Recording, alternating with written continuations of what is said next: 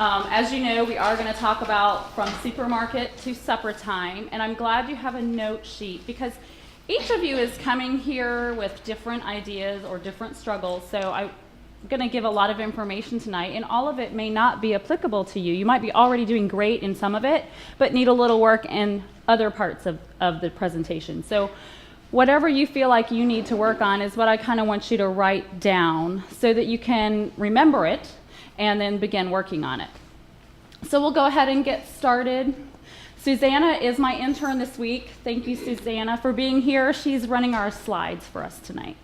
So we are going to talk about some healthy staples to keep on hand, different tools to use, really just to get your kitchen in shape or for health. We're going to talk a little bit about modification techniques when we talk about recipes, and we're going to also talk about menu planning. And apparently we're talking about menu planning again, and recipes. And I'm also going to throw in a couple extra cooking tips, because once we bring our food home from the grocery store, we then have to actually cook it usually to get it onto our plate. So that's the main objective for this evening, and we'll go ahead. But before we start getting into the real detailed information, I want to make sure we're all on the same page. So why do we even bother with healthy eating? What's the big deal? And the big deal is that eating healthy has a huge impact on our blood sugar, our blood cholesterol. Blood pressure didn't make it on the slide, but it impacts that as well. Body weight and overall health. And a lot of times these things are not noticed right away. We don't have that immediate problem with our blood sugar and blood cholesterol, but it happens over time and gradually. So I've used this next quote, the let your food be your medicine and your medicine be your food. I've used that a lot in different presentations. So I finally looked up Hippocrates. And so this was in 300 BC that he supposedly said this quote or wrote this quote down. So I'm thinking, wow, that was a pretty long time ago. And way back then, we recognized the association between healthy eating and health, or the importance of what we put in our body and how it affects our health. So it really just underscores the importance of it. And in today's world, it's certainly different than it was back then. It sometimes gets lost because we're very busy, we have a lot of other things going on, and food tends to take a back seat. And so I like to think about food as what we eat as self-care. So I think about it as like brushing your teeth or taking a shower. So when you're really busy, do you just don't brush your teeth? No. And if you did not brush your teeth one day, you would probably brush your teeth the first opportunity you got, because it's important. So I feel the same way about eating. A lot of times people are like, well, I didn't have time to eat. I'm like, what? I'm thinking about lunch and breakfast. So I don't understand you don't have time to eat. I mean, I do. I've worked in healthcare and clinics, and it is busy, and there are times when you don't get a chance to eat. What I'm really just saying is it's important to make healthy eating a priority. And so that's the long version of Hippocrates' quote. All right, we'll go on. Okay, so the cost of good health. Another, I guess you can call this a barrier some people will have, is that healthy foods cost more. And I do think that some healthy foods can cost more. Like chia seeds are pretty expensive, but you can eat healthy without buying chia seeds. So I brought an example to show you. So this is one serving of potatoes. This is 3 ounces of potatoes. This is about 80 calories, and it is also about 10 cents. Now this is one serving of potato chips. This is 17 cents. These were on sale too, by the way, and I think they're the store brand. So, and they're about 150 calories. Now how many of you eat this amount anyway? If that's what mom packs in your lunch, maybe that's what you eat, right? But most of us eat from the bag. But anyway, so the point is, healthy food isn't always more expensive. Certainly it can be, but it doesn't have to be. And there's a couple things that we can do to help reduce the cost, and one of those is planning. So we're going to talk about planning our menus, because that really does help us not buy too much. It also helps us not throw away food. We do tend to throw away about $45 worth of food a month in our country. So that's a good way to start saving on cost as well, by trying to reduce our waste. And also keeping in mind the cost of added medical bills when we're not taking good care of our body by putting healthy foods in it. And then lack of planning increases cost. because you're going to grab whatever is available, and that's not always the best choice financially or health-wise. So if you're running low on your grocery funds, be sure to borrow from your dining out and snacking funds, and that should help offset the cost of healthy eating. So this is a review. So we're going to do these one at a time. You don't have, yeah. So some of these things I think you've heard before. I think Sahela went over them, but we're just going to see what you remember. And this is a fairly large group, but I kind of like audience participation. So it's okay with me if it's okay with you if you just kind of shout out an answer. So what food groups should cover half your plate? Non-starchy vegetables, green beans, broccoli, salad, tomatoes, cucumbers. True or false? Drinking water makes you lose weight. So that's a trick question. You guys got it already. It's helpful if you take away the sugared beverages and replace it with water. Then certainly it can help you to lose weight. It doesn't necessarily make you lose weight in and of itself, but it definitely is another one of those healthcare behaviors, and it helps your body function at its top performance because every cell in your body uses water. And if you went to college and had a hangover, you probably recognized that there were some cells in your brain that weren't feeling so hot because they got a little dehydrated that night before. So water is super important. It's the most important nutrient. Okay, so what 3 food groups are good choices for snacks? Do you remember that one? Fruit.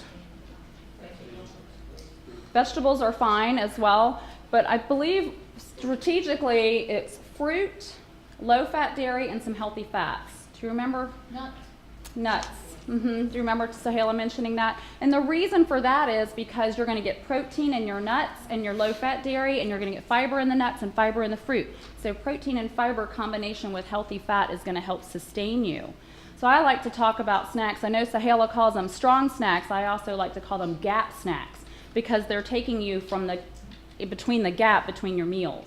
If you have a really long gap in between your meals, you get really hungry and you kind of eat the wrong thing the next time that you have an opportunity. So they're gap snacks. True or false? People who are trying to lose weight need more protein. Also a trick question. Okay, we probably need to distribute our protein a little bit more equally throughout the day, about 20 to 30 grams of protein at each meal. And breakfast tends to be where we struggle getting protein in. Most of us get a lot of protein at night. So the concept is to try to move our protein from supper a little bit more towards breakfast and lunch and evenly distribute it. And again, that's just to help sustain us and also to help with muscle repair and maintenance. Okay, because as we get older, we lose muscle mass, unfortunately. And so keeping that protein level consistent throughout the day helps us maintain our muscle mass. Okay. So to lose weight and keep it off, how many days a week should you exercise? 7? What else do we have out there? 5. Right. You probably should have a rest day. But, and how long? 30 minutes at least. 30 to 60 minutes. And really for weight loss, go towards the 60 for sure. Yep. Very good. Keep going. We're still reviewing. Okay. So which foods can you eat as much of as you want, not gain any weight? Water. I like it. So non-starchy vegetables, you can probably get away with it. It would be really hard to eat too much lettuce, but it's possible, I suppose. I don't know. I haven't read any studies on that. But so what in food contributes to weight gain the most? The answers are sodium, dye, carbohydrates, or fat. So it's a trick question as well. Sometimes people get really focused on one thing like sodium or food dyes or organic foods. But really, if you eat too much of anything, too many calories in any category, well, dye, I mean, you wouldn't eat too many calories in dye, but protein, carbohydrate, or fat, if you ate too much of any of those, you're going to gain weight. So really, it's a matter of balance. Okay? So what is the appropriate serving size for starch? Do you remember that? Size of your fist. Right, or a mouse, yeah, about a half a cup. Right. What about juice? 4 ounces, half a cup. Have you seen a juice glass recently? My grandmother used to have those little tiny juice glasses. They don't make those anymore, I don't think. All the glasses are really big, so you have to watch that one. What about meat? What's the serving size for meat? Palm of your hand or 3 ounces, right? And so that's what I was talking about. At supper time, a lot of us will eat a little bit bigger piece of meat. So cut that meat in half and use the other half for lunch the next day or the next evening's meal. Or, you know, maybe I'm weird, but I sometimes will eat that for breakfast as well. And that's a cost savings. Butter. What's the serving size for butter? Right, the tip of your thumb or a teaspoon. And that's another one. I usually recommend people measure their fat because it's really hard to eyeball a teaspoon, even for me.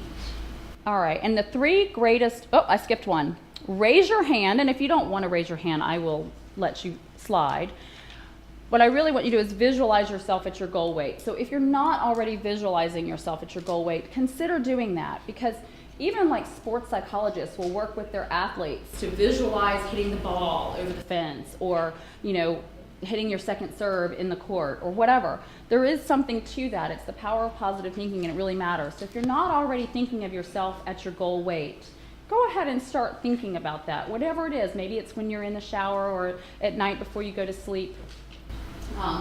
Go ahead and do that. And then if you are able to do this right now, write down your 3 greatest barriers to achieving healthy weight. And if you don't get a chance or have to think about it some, make sure you do think about that, because we each have our own set of barriers to success. So it's important to recognize that so it doesn't trip you up. The next slide. I'm going to give you a second to write. Now we're going to talk about what you might need to do to verify whether or not your kitchen needs a makeover, or you've already given it a makeover, or maybe there's just a few things on here that you could do a little bit better about. So we'll go ahead and talk about the kitchen makeover. So these are just going to be a little check-off list. Are most of the items in your kitchen boxed or canned? Do the grains come with seasoning packets? So if any of these things are ringing a bell to you, there might be something that you need to fix on this list. Are the labels of your cereals and snacks containing added sugars within the first 3 ingredients? How many of your foods are artificially flavored or colored? Are there foods that make your fingers feel greasy after eating them in your cupboards? Do the ingredients lists, the little small lists on the food, do they contain hydrogenated oil or partially hydrogenated oil? And the only way to find that is by reading that ingredient list. And those are the fats that are considered trans fats, and those are the most detrimental to your cardiovascular health. Hydrogenated fats are not necessarily trans fats, but they are still kind of a negative fat. Are there tempting snacks or sweets in plain view? Now, I think that's a huge barrier. If you've got something tempting you right there on your counter or in your refrigerator. So I was reading one of my Eating Well magazines the other day, and I found this little piece of information I wanted to share with you. So it's a bowl of fruit. I don't know if you can see it or not, because, you know, I can't see y'all very good because of the lights, but you can probably see me better. It's just a bowl of fruit. And it says 7 pounds is how much less that women weighed who kept a fruit bowl on their kitchen counter compared to those who didn't. And this was researched by Brian Wansink. And he wrote the book, Slim by Design, Mindless Eating Solutions for Everyday Life. On the flip side, women who kept cereal boxes weighed 21 more pounds than women who kept them out of sight. Seeing food triggers you to eat it. So it's much better to be triggered to eat some fruit than some other random snack that is sitting out there. So I advise you to put the food away, except for maybe a bowl of fruit on the counter. Bless you. What about heavily processed fatty meats like hot dogs and bologna and salami? Is that stuff still hanging out in your fridge? Is salt the first ingredient in most of your seasonings? We're going to talk a little bit more about seasonings without salt. And is your eating space one that directs your mind elsewhere? Like, does it look like my desk here? Does it have papers everywhere? Are you watching TV while you're eating? And that speaks to mindless eating again. You want to make sure that you are concentrating on your food and that your food is good and you're enjoying it, and you're able to receive those cues that you are full when you're full instead of just eating because you're eating. Now this is like kind of the happy list. So if you can answer yes to some of these, then you're already doing a lot of things right and you should pat yourself on the back. Are most of your foods perishable? Do you have at least 3 colors of fruit and 3 colors of vegetables in your refrigerator or in the bowl on top of your counter? Do you have any beans without added sodium? Do you have frozen fish in your freezer or fresh fish? But frozen fish is a really neat product, I think, because usually it's caught and then it's frozen right there on the ship. So it's fresh frozen. It's an excellent product. So if you haven't really gotten into that yet, it's a really good thing to buy. A lot of times at the fish counter, you know, we don't live on the ocean. They get the fish in frozen and they thaw it to present it in the fish counter. So really you're doing a little better by buying the frozen fish. Now if you still want what's thawed out and you're going to cook it that night, it's fine. But always ask your fish guy, like, hey, when did that come in? And how long has it been sitting in the case? And that's a good indication as to how fresh it would be. Canned fish is also great for the pantry as well, like tuna fish. Meat should be lean. Poultry is a great option, of course, skinless. Pork loin, beef tenderloin, of course, and then lean ground beef, 90% lean or more is perfect. Dressings should be reduced fat. Another one of my new favorite dressings is the yogurt-based dressings that are out now. You can find those in the produce section. And they're very creamy and they're very light and they don't taste light. So they're really delicious. Fat-free or reduced fat milk and cheese. I'm a big fan of reduced fat dairy. Certainly dairy alternatives are fine as well. Homemade leftovers in your freezer, that's indicating that you're already doing some cooking. And that's one of my key things that I do in my home is constantly putting things in the freezer. When you are going to freeze your food, though, as soon as you don't think you can eat it all or that you're going to need to freeze it, go ahead and pop it in the freezer. The quicker you get it in the freezer, the fresher and better quality it will be when you pull it out. And that's really nice on those days you don't want to cook because you've already got something delicious in your freezer. Is there a tidy table where you can eat? And then we're jumping right back to whole grains, making sure you have plenty of whole grains in your pantry as well. So if I or Sohaila stop by your pantry and your refrigerator, will we go, man, you are already set to win Team League. You're doing great. So here's what you're going to think tomorrow morning when you open up the fridge, like, what would Kim and Sohaila say, right? I want you to think that. I'm sorry to impose on your refrigerator like that, but it might help you. All right, so now we're going to talk a little bit more about shopping. So checking the sale paper, I tend to write my menu plan based on what's on sale. And coupons are always helpful. However, they're not helpful if it's not something you would normally buy anyway. And a lot of the stuff that coupons are readily available for are kind of junky foods. So just be careful with those. Lean meat is definitely something I will stock up on, specifically pork loin and poultry. Always keep a running grocery list on your fridge. That just helps you not have to go back to the store because you forgot something. And every time you go back to the store, you tend to pick up more than what you originally went in there for. Another thing that I will keep on our refrigerator is a freezer list, meaning what I have frozen in my freezer. So I know, because if I'm stocking up food in my freezer to try to save money and eat healthy, and then a year later I have to throw it out, it's not helpful. So we'll keep a list, like frozen lasagna, right, or pork loin. That way I know. And when I make the menu, well, we don't need to buy more pork loin. I've got it. I'm good. It's not on sale this week anyway. Investing time in meal planning. And I will admit to you that that's one of the things I do not enjoy. I love to cook and I'm a big fan of eating, but meal planning is not my favorite task. So I've got some tips to share with you on that. This is actually what I make my meal plan on. It does not have to be complicated. This is like a random piece of paper that I didn't need anymore, so I cut it up. And this is how I make my menu plan. I usually write 4 recipes or menus that I'm gonna make this week, and that's it. That's my menu plan. Because I can't tolerate doing more than that. Now, if you are somebody who is very organized and like doing stuff like that, you can make a spreadsheet. You can do it however you want. It can be simple or it can be complicated or more detailed, I guess, is a better word.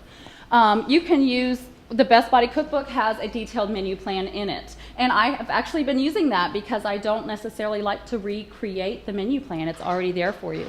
There are plenty of online resources. There's emails, and prepdish.com is another example. Another way that you could do this is by making like 2 to 4 weeks of menus, and that would probably be good on a spreadsheet, and then just repeat them over and over and over. If you don't like doing it every week, you make it one time and just keep repeating. Planning menus does save money, and I will guarantee you every time I don't write on my little square piece of paper, I end up messing up. We don't do as well. We have to go back to the store. It really does help you. So I would recommend it highly. Okay, so this is when you're actually at the store. Of course, you want to take your list with you. I tend to forget my list sometimes. My husband has a key piece of advice for that. He's always telling me take a picture of it. He tells me take a picture of everything with my phone. Take a picture of it. Don't shop when you're hungry. Most people probably have heard that advice before. And of course, buy items that are on sale. You have to be careful with the if you buy 6, you get money off. That can kind of trip you up too. So I don't know if you shop at Kroger, they do that, and then you run all over the store trying to find other items. You know what I'm talking about? Yeah. Okay. So do that stuff at home before you get to the store when they have those weird sales where you have to buy a number of items. Store brands, though, are really nice. They are traditionally about 20% less than the national brands, so I totally recommend using store brands. Usually they're of similar quality. Sometimes you may notice they aren't in certain categories, but most of the time they are. Another good idea is to mix canned and frozen and fresh produce. Like this time of year is kind of hard for produce. Not a whole lot is in season. So it's a nice idea to get some fresh, some canned, and some frozen. And just like the frozen fish, frozen fruit is picked and flash frozen. And so it's picked at the peak of ripeness and frozen. So it's usually a very good product. And then of course, shopping for seasonal produce is helpful. And this is just a list of less expensive seasonal produce. Like obviously watermelons are not in season right now, but when they are in season, you can usually get a good deal on them, and it gives you a lot of fruit at one time. Apples are usually a good deal. Greens, kale, and collards are in season right now, and those are great for you, so that would be a great buy right now. Another suggestion is to make your list, your grocery list, like your grocery store, however your grocery store is laid out. Like if it goes produce and then it goes to the frozen foods or whatever, make your list that way so that you're not running all over the store looking for things. Now the grocery industry is on to us, and they every now and then will redo their store, and it confuses you.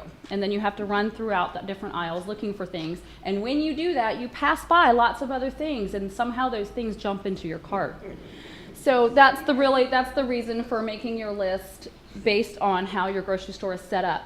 And a lot of times people will say, you've probably heard it before, where you're supposed to shop the perimeter of your store.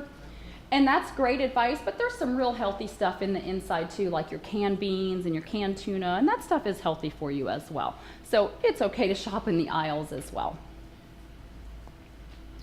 So the grocery store has definitely changed. You can buy everything there now almost. And about 15,000 new products come out each year. And so it's kind of difficult to keep track of things. And one day you go there and you found a really cool product, and the next day it's gone. And labeling gets more complicated. But there's 2 key pieces of information for food labels. And that is, I'll go ahead and flip. Okay, the front is typically used for advertising. So I don't pay a whole lot of attention to the front of the label. The nutrition facts panel on the back is where you're going to find very good information, as well as the ingredient list. And again, the ingredient list is usually very small, and it's kind of difficult to read. And if you read the ingredient list of every single thing you bought, you would be at the store for a really long time. So what I normally recommend is that you take one aisle or one food group at a time. Like let's say today or tomorrow you're going shopping and you want to find the best crackers. So just look at the labels of the crackers that day. And then the next time you go to the grocery store, maybe check out all the cereals and things like that. So you're just learning a little bit at a time as you go.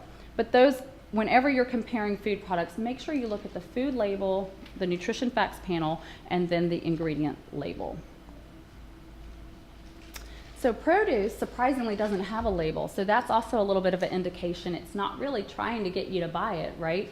It's just delicious and wonderful, and we should want it to jump in our cart. It's actually getting a little bit more complicated. You've got conventional, locally grown, and organic foods. And I'm just going to talk a tiny bit about that. But when you think about people who eat more fruits and vegetables, would you say they're healthier than most other people? If you're eating a diet higher in fruits and vegetables, are you healthier usually? Yes. Yes. So all the studies that have come out saying people who eat more fruits and vegetables are healthier have been done primarily on people eating conventionally grown fruits and vegetables. So if you say, I can't afford to buy local food or organic food, guess what? It's okay. You can eat all conventionally grown fruits and vegetables. If you want to buy all organic, that's okay too. So it's a personal, individual choice. We have a thriving local food market here in our community. We have a long growing season in the CSRA, except for maybe right now we don't have too much going on. So there's plenty of other opportunities to buy local and organic if you want. The Dirty Dozen and the Clean 15, I'm just going to point out, this is done by the Environmental Working Group, and every year they come out with a list of the Dirty Dozen and the Clean 15. And the Dirty Dozen is a group of fruits and vegetables that has the most pesticide residue on them. And the Clean 15 is the group of fruits and vegetables that have the least amount of pesticide residue on them when they're grown conventionally. So let's say you wanted to balance between organic and non-organic. You would choose the Clean 15. You wouldn't have to worry about buying those organically because they traditionally don't have a lot of pesticide residue, like if that's the reason you're wanting to go organic. And then the Dirty Dozen would be the ones that you might aim to buy organically because they do have more of a pesticide residue. And again, personal preference, but that's just a little piece of information that helps to save money and direct your dollars maybe more appropriately where it should go. This is just a list of healthy pantry staples. So if you don't have some of these things in your pantry, then maybe consider including them and then also finding recipes to use them, because it's no good to have them in your pantry and then they just stay there. But beans, dried or canned, dried certainly are less expensive. Brown rice, primarily without seasoning mix if you can do it. Now if you like the seasoning mixes, maybe just use half whenever you're making it, and that's going to cut the sodium a significant amount. Other grains, whole wheat couscous, if you haven't tried that, it's a really, really small pasta grain. It's just pasta that's been cut really, really small. It takes 5 minutes to cook. You can literally take boiling water and pour it over top of it and it will cook. Bulgur and orzo, whole grain crackers, and quinoa. There is a recipe in the Best Body Cookbook for making your quinoa or your rice like 1 pound at a time. And that's really nice because then you can take it out and put it in your freezer. Because it is a lot less expensive to buy rice in a bag than to buy the boil in a bag. I did cost that out too. I'm kind of a numbers girl. So I think it was 8 cents for a serving of rice from the bag and 20 cents from boil in the bag per serving. But I don't know about you. I don't come home at night and all of a sudden want to cook rice for 45 minutes. There's this weird thing about time. So I bake a pound of rice in the oven and then I just portion it out and put it in the freezer. And it's a beautiful recipe. You can find that online too, but it's also in the cookbook. All right, seeds and nuts. Those are awesome to have on hand as well. Great snack items. Chia seeds. Have you guys used chia seeds yet? A lot? A little? Those are really fascinating. You can mix those in milk with a little yogurt and fruit and it will form a pudding if you haven't tried that. That's a really neat snack idea or breakfast idea.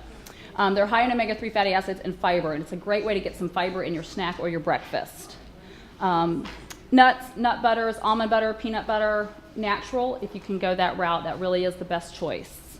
Onions and garlic are great flavor enhancers that don't call for salt or sodium. Also, they're storage vegetables, so they can last a long time. Same thing with your potatoes. Canned tomatoes, I love that as a product, especially the no salt added, and no salt added canned vegetables. So I'm going to give you a real quick recipe. 1 can of no salt added green beans plus 1 can of no salt added canned diced tomatoes and a little bit of garlic. Mix it together and you have a nice side dish. Okay. Healthy pantry staples continued. Canned and dried fruit, sauces, soups, low sodium preferably, and if you're using broth, I advise you to look at the nutrition facts panel and compare your broths, because if you're just using the low sodium or the reduced sodium, that's fine, but reduced sodium for one brand can be totally different than reduced sodium for another brand. It can be up to 200 milligrams of sodium difference. So look at that nutrition facts panel. Meats, we've already talked about canned tuna, canned salmon, chicken breast, peanut butter we mentioned already. Oil and vinegar. I love oil and vinegar. If you have oil and vinegar in your home, you have the recipe for a marinade and a salad dressing. Again, oil, vinegar, garlic, maybe a little salt and pepper. You can marinate with that, and you can also put it on your salad. It's a great thing to always have on hand. Refrigerator staples, we've talked about all of these, I think, except maybe we didn't mention the reduced fat sour cream. So reduced fat dairy, that's reduced fat dairy. There's another product that I see every now and then. It's one of those products I was mentioning before that I really like it and then it goes away. It's cream cheese that's got Greek yogurt with it. Like, cream cheese basically has zero nutritional value whatsoever. And I'm sad about that because I like cream cheese. But I have found one that has some Greek yogurt in it, so it has a little bit of protein and it has less fat. But it's really tricky to find. So just keep your eyes open for that if you like cream cheese. I'm not necessarily recommending cream cheese, but... Kim, where do you find that at? I have found it at Kroger, the Kroger brand. And I think Philadelphia makes it as well, but I haven't found that. See, Kroger is sneaky. They'll find a product and then they'll pull the product and replace it with their store brand. So it's at another grocery store, you might find it as Philadelphia cream cheese. And it'll say on it Greek yogurt. Eggs and egg whites, I did the cost on that as well. It is less expensive to buy eggs and just use the egg whites and toss out the yolk than buying the thing of egg whites. But of course, do whatever is convenient for you. Garlic, I do like to cook, but sometimes I get real annoyed with garlic. So the nice thing now is it comes in these tubes in the produce section, and that's a really nice way to use the garlic, or minced garlic in the jar also. Lemons and limes, love seasoning things with lemons and limes. So we talked a lot about like not using the seasoning packet in rice, and I don't mean to keep mentioning rice, but it's something common that most of us eat. If you had rice and you're trying to cut back on your fat and your salt, so you're just going to have half a cup of brown rice, doesn't that sound delicious? Or you could have some brown rice with a little squirt of lemon juice and a little lemon zest with toasted almonds. Doesn't that sound better? So lemons and limes I think are great. And if you don't want to keep the fresh limes and lemons on hand, you could certainly use the little squeezy bottle. But I do like the real ones for that zest, but even I keep the squeezy bottle on hand. Sauces are nice to have on hand. Get the reduced sodium varieties whenever possible. And healthy salad dressings we've mentioned, reduced fat and yogurt based. If you're going creamy, go yogurt based if you can. Healthy freezer, again, kind of a repeat here. We're just going to reinforce a few things. Meal starters I want to jump down to. Frozen chopped onions and frozen chopped green peppers. It took me a long time to recognize that these actually existed, but they're little packages of frozen onions and green peppers in the freezer. A lot of times they go on sale for $1. They're already chopped. That's why I call them meal starters. So you could just throw them in the pan. You don't have to chop. You just snip open the container and pour it in your pan and then put it back in the freezer. Same thing, they have a tricolor pepper blend. Sometimes you'll see it as a stir-fry blend, and it's just cut up 3 different kinds of peppers. Have you bought a fresh pepper recently? And they're kind of high, right? But if you can find a bag of chopped 3 different colors of peppers for $1, that's a good way to go. We've talked about meat, we've talked about fish. We have not mentioned popsicles, but if you're going that route to get a little something sweet, do go with 100% fruit juice whenever possible. And some of them still have a little bit of color in them, but now they're using beet juice and turmeric and different things like that, taking out the dyes, so that's kind of nice. Okay. Healthy snacks. This is just some practical tips. I think snacking is where a lot of us can get into trouble because there's a lot of information out there about snacking more frequently. The problem I have with that information is that how many of us eat the right thing when we're snacking, and then how many of us eat the right portion when we're snacking. So that's why it's important to keep that stuff, the healthy stuff on hand and kind of already know what you're going to make. So some suggestions are the raw fruits and vegetables, single servings of the cereal, or trail mix. And single servings is emphasized there because, again, if I package a little bit of trail mix in this and take it to work, I'll eat this. But if I just take the whole bag, I'm going to eat more than what I should. Granola bars, protein bars, nuts, and raisins in small quantities is similar to me as trail mix. Oatmeal packets are great. Peanut butter, it comes in little containers now, which I think is fabulous. And then, of course, don't forget the water. And if you've got a freezer at work, certainly take some frozen dinners with you to keep on hand as well. So just setting yourself up for success, having the right stuff on hand. This is a plate review. We've already sort of mentioned that as well. Half of your plate is a non-starchy vegetable. And for breakfast, you're really going with the reduced fat dairy, fruit, starch, and a little bit of meat or protein source. We can go ahead and move past this one. This brings us to meal planning. I've already mentioned that it can be simple, like my little square piece of paper, or it could be detailed. It does decrease waste. It certainly aids in smart shopping, and it decreases impulse buys, which can add up to over $500 a year. So these are my favorite little meal planning techniques. Again, I mentioned it's not my favorite thing to do, so I really worked hard at streamlining and making things as simple as possible. So when I mentioned I put 4 meals down on my little piece of paper, that's because most of us don't cook more than 4 times a week. And that's okay. 4 times a week is fine, because you think you're going to make leftovers at least once, maybe twice. You might go out to eat once. So that kind of takes care of 7 days right there.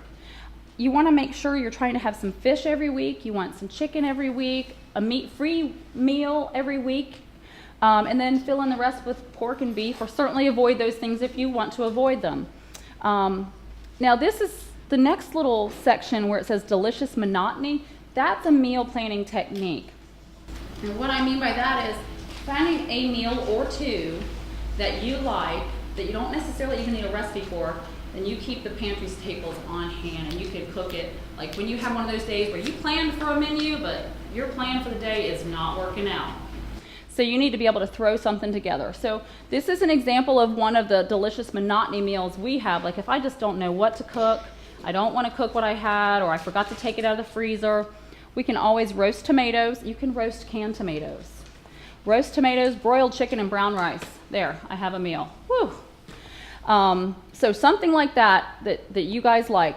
Another idea is to have a pantry staple recipe, and my favorite one is listed here. Whole grain pasta, artichoke hearts in a can. There's the canned tomatoes again.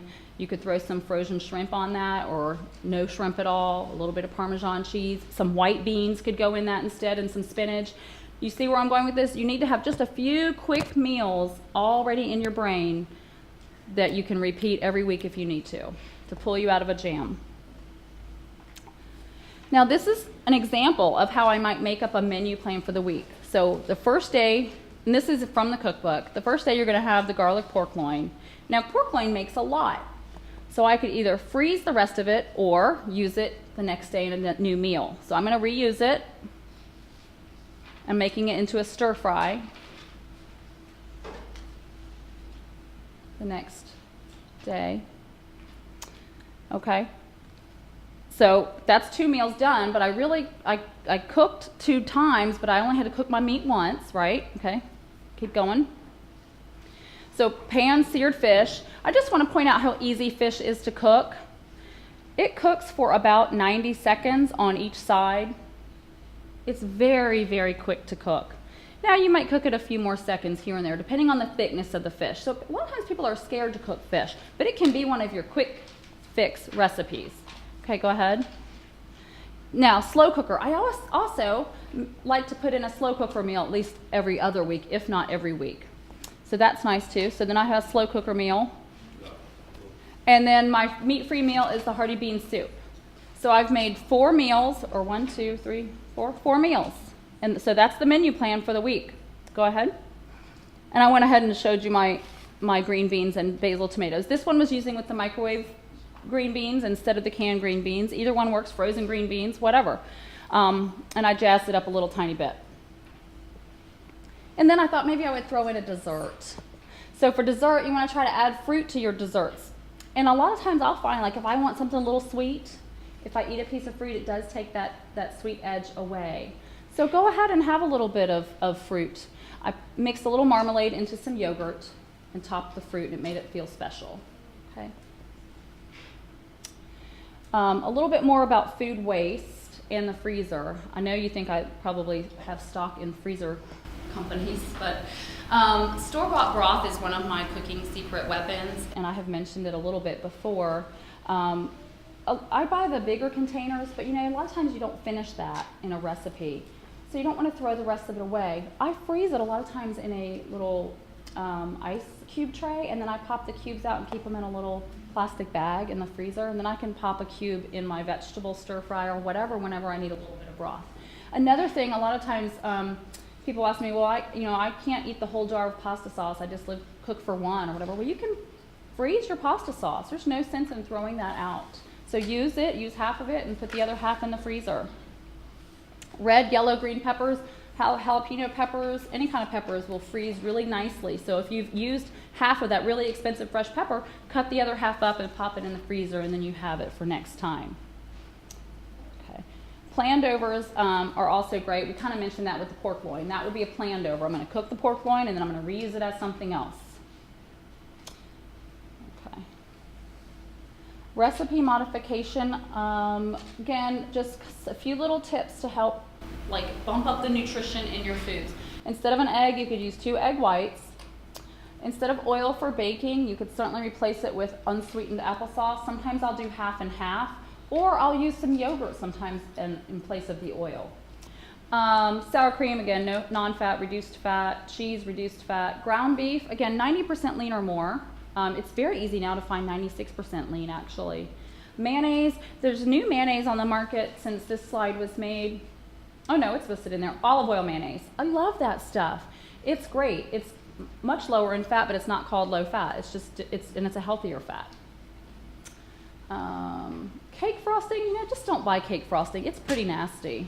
Let's just avoid that. Use a little powdered sugar if you must. Cake frosting is one of the things that has a lot of trans fat in it still, so it's not really good at all. If you have to have frosting, like for a kid's birthday party, make your own. You don't want to feed your kids trans fat. Okay, cooking tips. Lower fat items, we've talked about. Reducing the salt. So I really love adding flavor to foods. If you are taking away some of the sugar in your recipes, add more cinnamon or ginger or nutmeg. Those are sweet spices. You can also add, for savory, if you're taking away salt, you want to add things like basil, garlic, and onions. Stretching protein.